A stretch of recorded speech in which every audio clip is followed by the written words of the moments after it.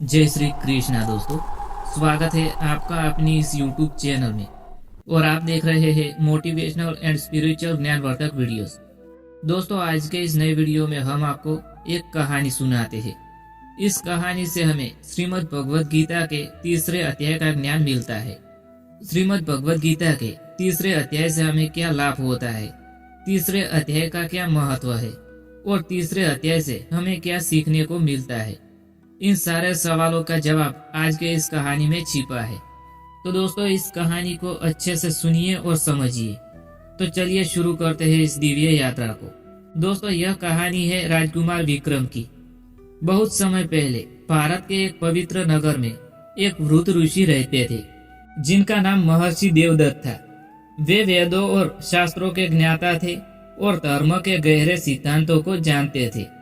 उनके आश्रम में दूर दूर से शिष्य शिक्षा प्राप्त करने आते थे। एक दिन उनके दो प्रमुख शिष्य आरव और सूर्यकांत उनके पास आए और पूछा, गुरुदेव, क्या केवल ज्ञान प्राप्त करने से मोक्ष संभव है या हमें कर्म भी करना चाहिए? महर्षि देवदत्त मुस्कुराए और बोले, कर्मयोग को समझे बिना इस प्रश्न का उत्तर देना कठिन है। मैं तुम्हें एक कहानी सुनाता हूँ जिसे तुम्हें कर्मयोग का सार समझ में आ जाएगा। कई वर्ष पहले एक समृद्ध नगर में राजकुमार विक्रम नामक एक वीर और बुद्धिमान राजा का पुत्र था। वह शास्त्रों में निपुण था और ब्राह्मणों से वेदों एवं धर्मशास्त्र की शिक्षा प्राप्त करता था। लेकिन उसके मन में एक भ्रम था, क्या केवल ज्ञान प्राप्त करने से मुक्ति संभव है या हमें जीवन में कर्म भी करना चाहिए? एक दिन उसने अपने गुरु वशिष्ठ से यह प्रश्न किया। गुरु वशिष्ठ ने उसे उत्तर देने की बजाय एक यात्रा पर भेज दिया। तुम इस नगर के 3 लोगों से मिलो, एक सन्यासी, एक किसान और एक योद्धा। इनसे सीखकर आओ कि जीवन में क्या महत्वपूर्ण है, ज्ञान या कर्म। पहली भेंट होती है सन्यासी से। विक्रम सबसे पहले महर्षि अत्रि नामक एक तपस्वी के पास गया, जो घने जंगल में रहते थे। वे ध्यान और तपस्या में लीन रहते थे और सांसारिक गतिविधियों से विरक्त थे। विक्रम ने पूछा, हे महात्मा, क्या केवल ज्ञान प्राप्त करने से मोक्ष संभव है? महर्षि अत्रि बोले, बेटा, ज्ञान ही मुक्ति का द्वार है। जब मनुष्य आत्मज्ञान को प्राप्त कर लेता है तो उसे कर्म करने की कोई आवश्यकता नहीं रहती है। संसार का त्याग करना ही सर्वोत्तम मार्ग है। विक्रम ने सोचा, शायद यही सत्य है। यदि ज्ञान प्राप्त कर लिया जाए तो कुछ और करने की जरूरत नहीं रहती है। विक्रम की दूसरी भेंट होती है एक किसान से। विक्रम एक गांव पहुंचा जहां धरणीधर नामक एक किसान बड़ी मेहनत से खेत में काम कर रहा था। सूर्य की तेज गर्मी में भी वह पसीना बहाकर अपनी फसल की देखभाल कर रहा था। विक्रम ने पूछा, हे वत्स, क्या केवल ज्ञान से जीवन का उद्धार हो सकता है? धरणीधर हंसते हुए बोला, बेटा, ज्ञान तो महत्वपूर्ण है, लेकिन बिना कर्म किए कोई सफलता नहीं पा सकता है। मैं अगर खेत न जोतूं, बीज न बोऊं और पानी न दूं, तो क्या मेरी फसल अपने आप उग जाएगी? नहीं, जीवन में कर्म ही सबसे महत्वपूर्ण है। विक्रम अब दुविधा में था।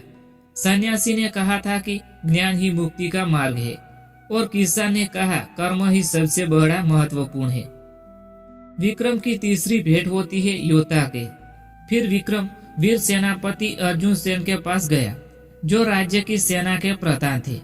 वे युद्ध की तैयारियों में व्यस्त थे। विक्रम ने उनसे वही प्रश्न किया, क्या केवल ज्ञान से मोक्ष प्राप्त किया जा सकता है? सेनापति हंसते हुए बोला, युद्ध के मैदान में केवल ज्ञान से कुछ नहीं होता, जब तक कि हम शस्त्र उठाकर अपने कर्तव्य का पालन न करें। मैं यदि यह सोचूं कि ज्ञान ही पर्याप्त है और शत्रु से लड़ने के बजाय ध्यान में लीन हो जाऊं, तो क्या मेरा राज्य बच पाएगा? जीवन में सबसे महत्वपूर्ण है अपने कर्तव्य का पालन करना, अर्थात कर्मयोग। गुरु वशिष्ठ का मार्गदर्शन। विक्रम को अब कुछ कुछ समझ में आने लगा था। वह अपने गुरु वशिष्ठ के पास लौटा और बोला, गुरुदेव, मुझे अब समझ में आ गया है कि ज्ञान और कर्म दोनों की आवश्यकता होती है, लेकिन फिर भी मुझे स्पष्ट मार्गदर्शन चाहिए। गुरु वशिष्ठ बोले, यही तो गीता का तीसरे अध्याय कर्मयोग का सार है। भगवान श्री कृष्ण ने अर्जुन से कहा था, हे अर्जुन, केवल ज्ञान से कुछ नहीं होता जब तक कि मनुष्य अपने कर्तव्य का पालन न करे। जो केवल ज्ञान की बात करते हैं लेकिन कर्म नहीं करते, वे आधे सत्य को समझते हैं। संसार में रहते हुए अपने कर्तव्य का पालन करते हुए निष्काम भाव से कर्म करना ही सच्चा धर्म है। विक्रम को अब पूर्ण ज्ञान प्राप्त हो गया था।